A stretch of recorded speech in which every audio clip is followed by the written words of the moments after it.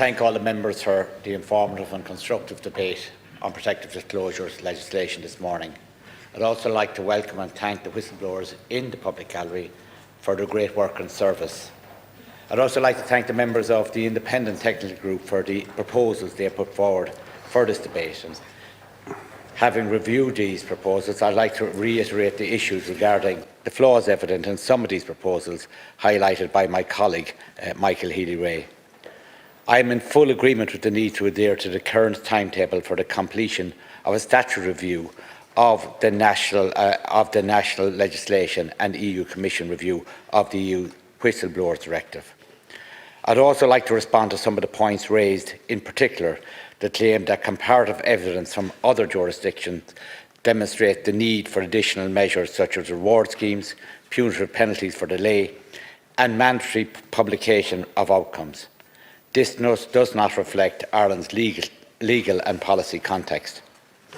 While countries like the United States and Canada operate towards reward-based systems, these are linked to specific enforcement models such as securities regulations and tax recovery, which are not applicable under Irish or EU law.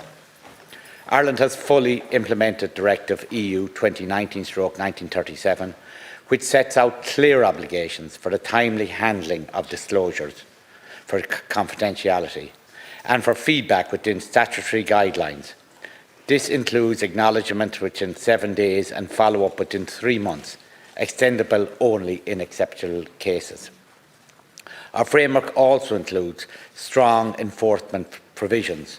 For example, under Section 14A of the Protective Disclosures Act, obstruction or bad faith conduct attracts criminal sanctions, including fines of up to 250,000 and imprisonment for up to 2 years. Introducing so-called reward mechanisms or punitive publication requirements would go beyond the directive, raise significant legal and ethical concerns and risk undermining the impartiality of the system.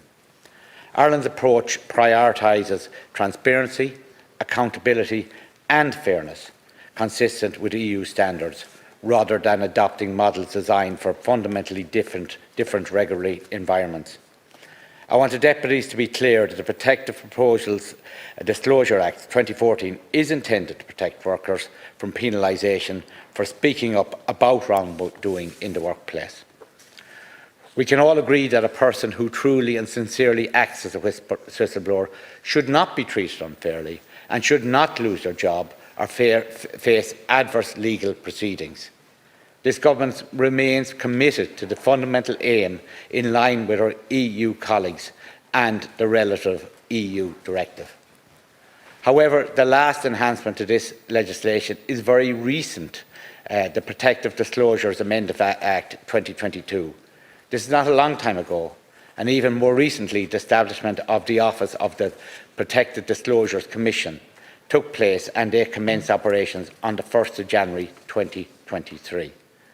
The directive says that the European Commission must furnish a report to the European Parliament and to the Council on the impact of the national law that transposed the directive. The Commission has confirmed this report will be finalised sometime in 2026. The statutory review of the Act that is required by the same Act has to be complete in 2027, so that too will commence in 2028. The main point that I'm making here is that there is already much work going on in this area on top of legislation which has already been updated recently. To clarify for the House, the Protective Disclosures Act 2014 protects workers from penalisation for speaking up about wrongdoing in the workplace.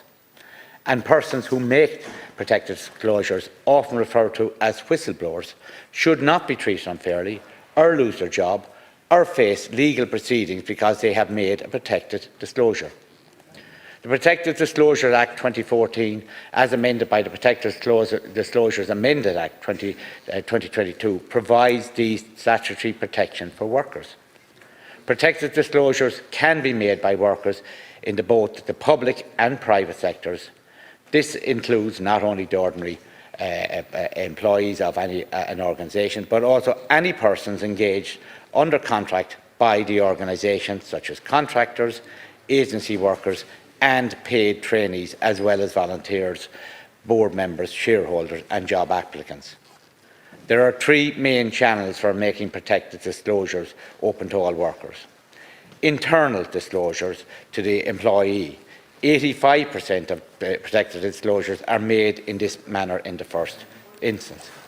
External disclosure to any person prescribed by the Minister of Public Expenditure, Infrastructure, PS reform and digitalisation are the protected disclosures commissioners.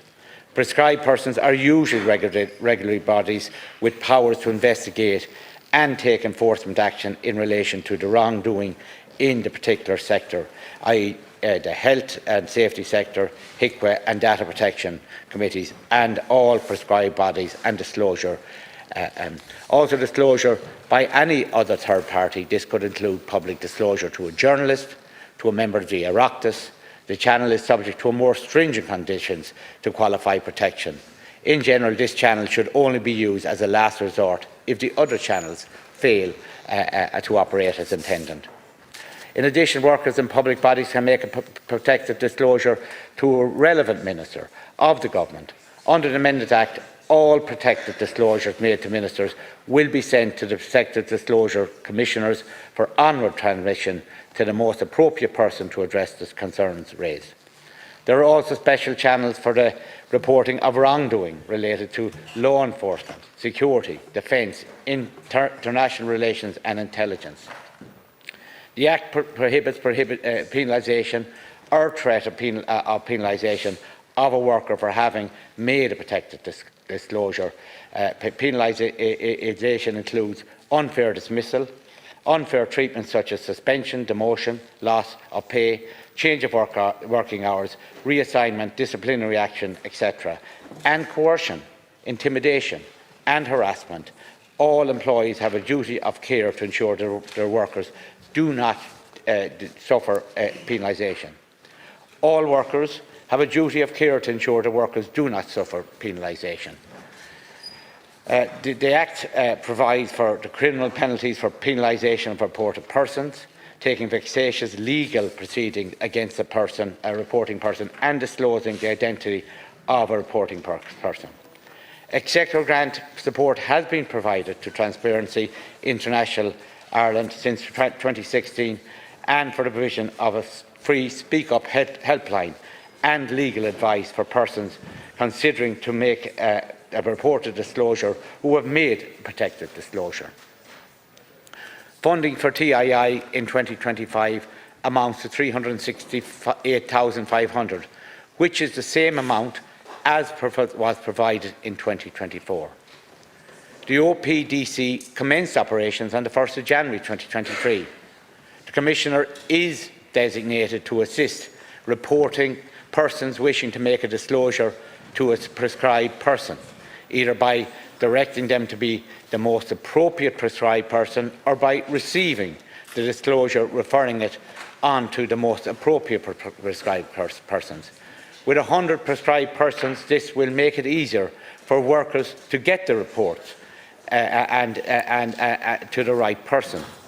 It also exists to support ministers in accessing and following up on protected disclosures they receive by referring them on to the most appropriate authority to deal with the information reported. In certain rare cases, where an appropriate person cannot be identified, the Office will follow up on the information received directly, and the Act for suitable powers to this effect. This ensures that there is always a prescribed person in place to report for any matter within the scope of the Act. I will bring back your concerns, views and helpful information and interventions back to the Minister and to Government. And again, I'd like to thank the Deputies for their attention for the day's discussion. I understand the proposal put forward by the Deputies. However, we must oppose this motion and support a counter-motion to continue to support the full implementation of the Protected Disclosures Act and the protection of whistleblowers generally. Minister. Now we move to Deputy